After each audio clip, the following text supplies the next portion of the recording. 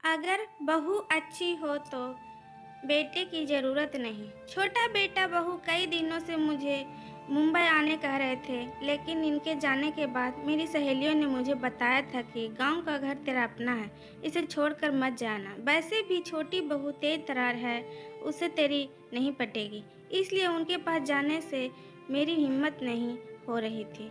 ऐसा नहीं था कि यहाँ गांव के बड़ी बेटा बहू मुझे बहुत प्यार से रखते थे। वास्तव में बड़ी बहू तो कभी सीधे मुंह बात भी नहीं करती थी। घर में उसके अलावा मेरा काम करने वाला कोई और नहीं होने की मजबूरन मुंह फुलाकर ही वो मेरा काम करती। फिर भी मैं सोचती कि चाहे मुंह फुलाकर ही सही मेरा काम कर देती तो है, इतना ही काफ़ी है। मन में समाधान तो करना ही होगा। ये घर मेरा है, इसलिए मैं अधिकार से इस घर में रह सकती हूँ। यही सब सोचकर मैं मुंबई जाने से कतरा रही थी। पिछले कुछ दिनों से छोटे बेटा बहू को ज़्यादा ही फोर्स कर रहे थे, इसलिए मैं उनके पास मुंबई आ गई। घर में आने के बाद जब मैं बाथरूम गई तो बाथरूम में वेस्टर्न स्टाइल की लैट्रिन सीट देखकर मुझसे आश्चर्य हुआ, क्योंकि जब फ्लैट बन रहा था तब मैंने ही जिद करने इंडियन स्टाइल की लैट्रिन सीट लगवाई थी। तब मुझे वेस्टर्न पैटर्न बिल्कुल नहीं सहाता था, लेकिन अब घुटनों के ऑपरेशन के बाद तेज तर्रार बहू ने मेरी सुविधा का इतना ख्याल रखा, यह देखकर सुखद एहसास हुआ। दूसरे दिन शाम की चाय के बाद सब लोग हॉल में बैठे थे तो शिल्पा छोटी बहू ने कहा, मम्मी जी चलिए हम सब मॉल में घूमने चलते हैं। आप तैयार हो जाइए, मैं क्या करूँगी मॉल जाकर, जो हम सब करेंगे वो आप भी करना। नहीं बेटा, मैं घर में ही ठीक हूँ, तुम सब लोग जाओ। आखिर आप हमारे साथ मॉल में क्यों नहीं आना चाहती? शिल्पा, यदि मम्मी नहीं आना चाहती तो रहने दो ना, बेटे ने कहा। आप रहने दीजिए जी, आपको किसने कहा हम दोनों के बीच में बोलने को? बेटा मुंह बनाकर चला गया। शिल्पा ने फिर कहा, प्लीज मम्मी जी चलिए ना। देख बेटा, 75 साल की उम्र में मैं जल्दी जल्दी चल भी नहीं पाती हूँ। तुम में से किसी को मेरा हाथ पकड़ना पड़ेगा। मेरी वजह से तुम लोगों को भी धीरे धीरे चलना पड़ेगा। ऐसे में बिना वजह तुम सबका मज़ा भी किरकिरा हो जाएगा। और मॉल में वो क्या बोलते हैं, एक्सीलेटर आदि पर चलना भी मुझे नहीं आता है। मम्मी जी, जब आपके बच्चे छोटे थे, छोटे छोटे पैरों से तेज नहीं चल सकते थे, तब आप भी उनके साथ धीरे धीरे ही चलती थी ना। बच्चे तेज नहीं चल सकते, इसलिए क्या आप उन्हें घर में ही छोड़कर अकेले घूमने चली जाती थी?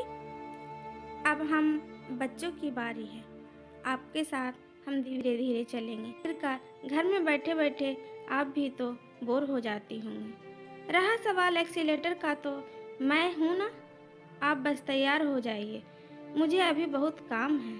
अब ज़्यादा खुशामद करने की मत वेट लगाइए। इतना कह कर शिल्पा जल्दी जल्दी किचन में चली गई। बेटे ने कहा, मम्मी सॉरी मम्मी, आप बुरा मत मानिए। क्या करूं, शिल्पा स्वभाव में थोड़ी तेज ही है।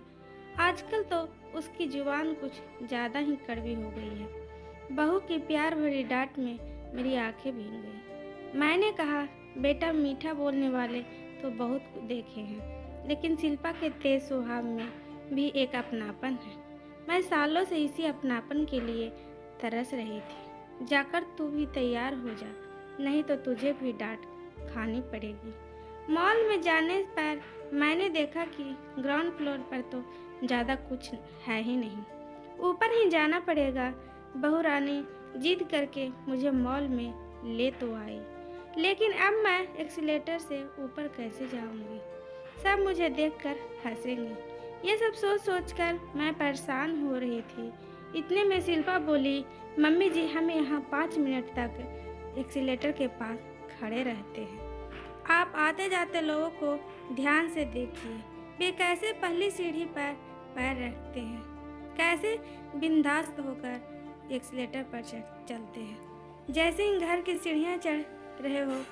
सब अच्छे से देखिए ताकि आपकी घबराहट कम हो जाए। मैं आने जाने वालों को अच्छे से देखने लगी।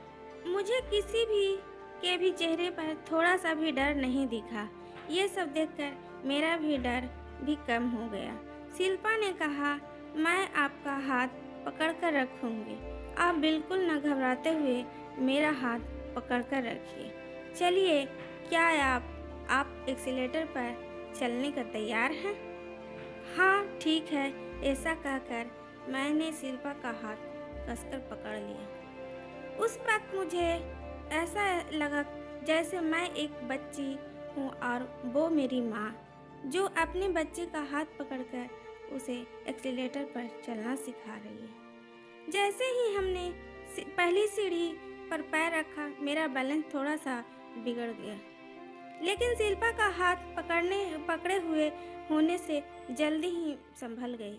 मैं कुछ सोचती उसके पहले ही हम लोग ऊपर पहुंच गए। जब भी मैं पिक्चरों में एक्सीलेटर देखती, तब हमेशा सोचती थी कि काश क्या मैं भी इसे कभी ऐसा सीढ़ियाँ चढ़ पाऊंगी।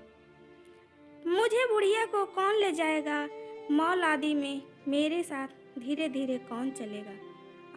आज मेरी तेज तरार बहू ने मेरा सपना पूरा कर दिया। मैं मन ही मन ईश्वर से प्रार्थना करने लगी कि काश ऐसी बहू तेज तरार ईश्वर सबको दे। प्यारे दोस्तों, यह स्टोरी कैसी लगी? अगर अच्छी लगी तो लाइक करें, शेयर करें और सब्सक्राइब करें। Bye bye friends.